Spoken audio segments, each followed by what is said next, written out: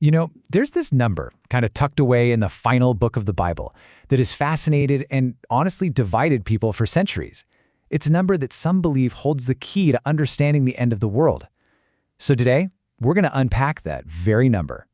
144,000. Straight out of the book of Revelation. Now, this isn't just a random number, it's a genuine mystery. Who are these people? What's their purpose? Well, our source material, an article by Sixbert Sangwa, offers a really specific and fascinating perspective. So let's just dive right in.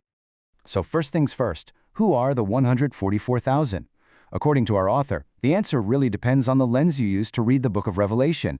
It's not just about picking a page, it's about the entire framework you use for your interpretation. And the lens our author uses is what's known as the futurist perspective. This is absolutely key. It basically means seeing Revelation not as ancient history or some kind of symbolic poetry, but as a literal roadmap to events that are still in our future. You can see how this view would change, well, everything.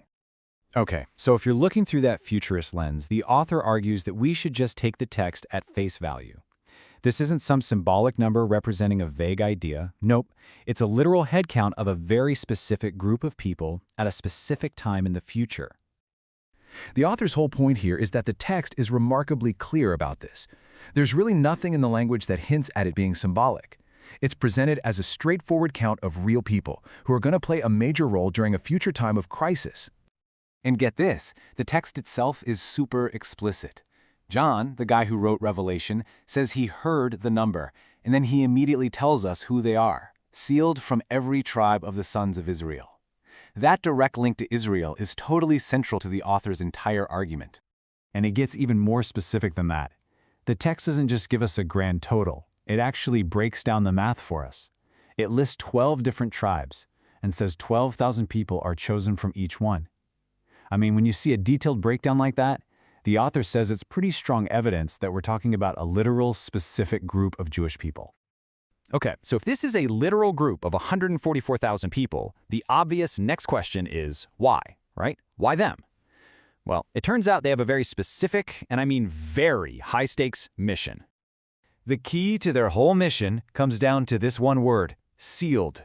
According to our source, this isn't just a metaphor. Think of it as a literal mark of divine protection. They're basically shielded from all the chaos of this future time, so they can complete their task totally unharmed. So what does this mission actually look like? Well, first, they get sealed for protection.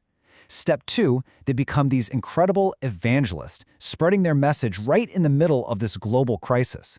And third, their work is just wildly successful, leading to this huge number of people from all over the world coming to faith.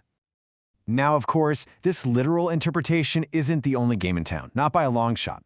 The author also takes time to address what they see as a major misconception, one that paints a completely different picture of who these 144,000 are. The author specifically points to the teachings of the Jehovah's Witnesses as the source of this alternative view. And, understanding this contrast is really important for getting a handle on where the author is coming from. All right, so let's put these two interpretations side by side. The author argues the 144,000 are Jewish evangelists, down here on earth. The other view, the one attributed to Jehovah's Witnesses, is that they're a special class of believers who will rule in heaven, while all the other faithful people get to live on a paradise earth. So you can see we're talking two very different roles and two very different destinies.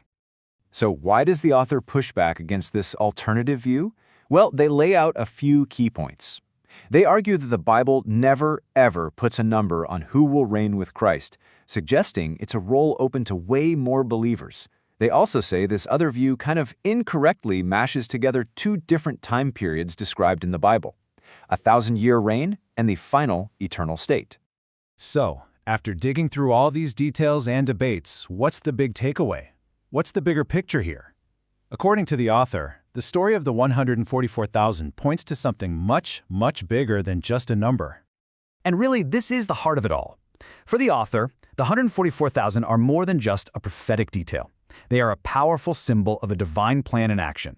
They're a testament to how prophecy and redemption and this sense of ultimate purpose, how it all weaves together perfectly.